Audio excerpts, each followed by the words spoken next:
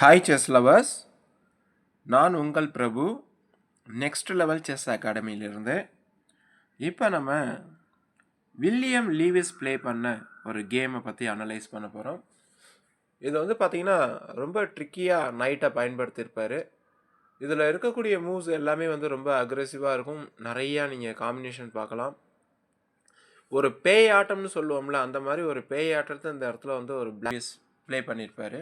So அதன்படி நம்ம எல்லா மூவ்ஸையும் அனலைஸ் பண்ணலாம். இது ரொம்ப சூப்பரான மிடில் கேம். இது மாதிரி கேம்லாம் நீங்களும் ஆடணும், ரொம்ப அக்ரெசிவாக ஆடணும். பார்த்தீங்கன்னா ப்ரூஸ்லி கராத்தே பண்ணுற மாதிரி இருக்கணும். அந்த மாதிரி இருந்துச்சுன்னா தான் நல்லாயிருக்கும். ஸோ அப்படிப்பட்ட கேமை பார்க்கலாம். இந்த ஃபஸ்ட் பெஸ்ட் மூவ் இந்த நேரத்தில் வந்து பான் புஷ் பார்வேடு, அதாவது D6 ப்ளே பண்ணி இந்த நைட்டுக்கு அட்டாக் வைக்கிறாங்க. ஸோ இந்த நேரத்தில் வந்து நைட்டு F7 ப்ளே பண்ணுறது ஓரளவுக்கு ஈக்குவலான கேமாக இருந்திருக்கும். பட் அவர் பண்ண மிஸ்டேக்கும் நைட்டு D3.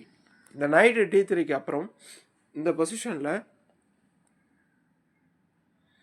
அடுத்ததாக F3 பான் புஷ் பண்ணுறாரு பிளாக் பிளேயர். அதுக்கப்புறம் G3 pawn push, immediately attacking the queen. இந்த நேரத்தில் குயின் H3 செக் வைக்குது. அப்படி செக் வைக்கும்போது கிங்கை F2ல் ப்ளே பண்ணிடுறாரு. இந்த நேரத்தில் கிங்கை F2ல் ப்ளே பண்ணும்போது நெக்ஸ்ட் மூவ் பார்த்தீங்கன்னா நைட்டால் பான் வெட்டலாம், வெட்டி செக் வைக்கலாம். கிங்கை வந்து சென்டருக்கு இன்வைட் பண்ணுற மாதிரியும் இருக்கும். பட் அவர் வந்து என்ன பண்ணுறாருன்னா ஃபஸ்ட்டு குயின் செக்கு கொடுக்குறாரு. குயின் G2 செக்கு பான் சப்போர்ட்டில். இப்போ இந்த பொசிஷனில் வந்து நெக்ஸ்ட் மூவ் பார்த்தீங்கன்னா கிங்கு மேலே வந்தாகணும். கீழே போனால் மறுபடியும் சில ஆபத்தான ஒரு மூவ்ஸ் எல்லாம் இருக்குது. ஸோ அதனால் வந்து கிங்கு E3, கிங்கு E3க்கு அப்புறம் இந்த பொசிஷனில் வந்து என்னென்னா சும்மா இருக்கக்கூடிய பிஷப்பை யூஸ் பண்ணுறாரு. அதாவது பிஷப்பு H6 செக்கு. உள்ளே இருக்கக்கூடிய பீசஸ் எல்லாமே எப்படி கடன்னு வெளியில் வந்து அட்டாக்கை ஸ்டார்ட் பண்ணுதுன்னு இந்த கேமை பொறுத்தவரையும் தெரிஞ்சுக்கலாம்.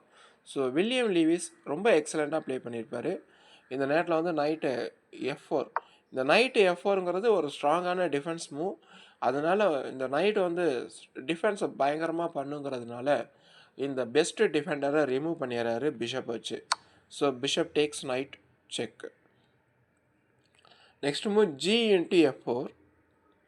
ஆக்சுவலாக கிங்காலேயும் அடிச்சிருக்கலாம், பட் G×F4 அவர் ஆப்போனண்ட்டை வந்து ரிப்ளை பண்ணியிருக்காரு. நெக்ஸ்ட் மூவ் இந்த நேரத்தில்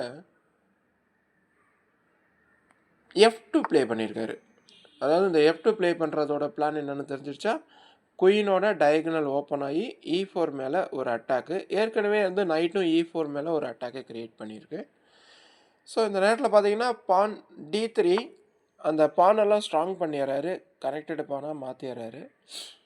அப்படி இருக்கும்போது இப்போ இந்த பொசிஷனில் வந்து பார்த்தீங்கன்னா G3 பான் புஷ் பண்ணுறாரு. இந்த G3 பான் புஷ் பண்ணதுக்கப்புறம் H×G3 அடிச்சிட்றாங்க. அடித்ததுக்கப்புறமா இந்த நேரத்தில் திருப்பியும் பார்த்திங்கன்னா ஒரு பிஷப்பை டெவலப் பண்ணுறாரு. அதாவது உறங்கி கொண்டிருக்கும் பீசஸ் எல்லாத்தையும் வெளியில் எடுக்கிறது தான் இதோட பிளானு. அதன்படி பார்த்திங்கன்னா பிஷப் வந்து இமீடியட்டாக G4 வந்துட்டு குயினுக்கு அட்டாக் வைக்குது. இந்த இடத்துல வந்து குயினை அவங்க ஃபோர்ஸாக காப்பாற்றி ஆகணும்.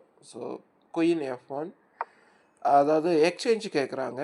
2 குயினையும் ட்ரேட் பண்ணிக்கலாமான்னு கேட்குறாங்க. அப்படி இருக்கும்போது வில்லியம்ஸ் என்ன பண்ணிட்டாருன்னா குயினால் பான் அடித்து மறுபடியும் ஒரு செக்கை கொடுக்குறாரு. இந்த பொசிஷனில் வந்து பார்த்திங்கன்னா கிங்கு D2 ஒரு பெட்டர் மூவாகவே இருந்திருக்கும். இதுக்கப்புறம் கேமு கொஞ்சம் ஸ்லோவாக தான் கண்டினியூ ஆகிருக்கும். பட் அவர் பண்ண மிஸ்டேக்கும் கிங் D4.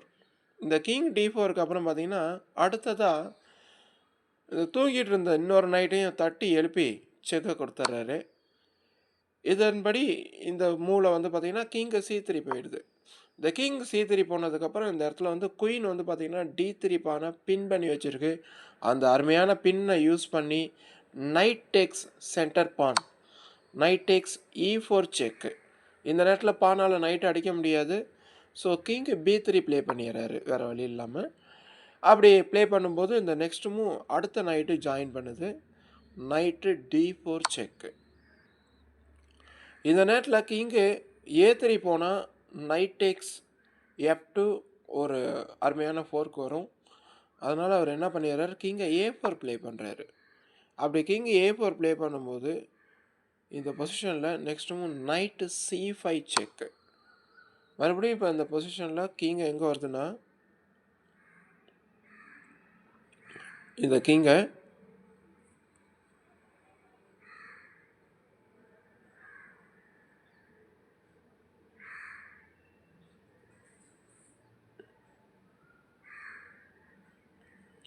B4 ப்ளே பண்ணுறாரு.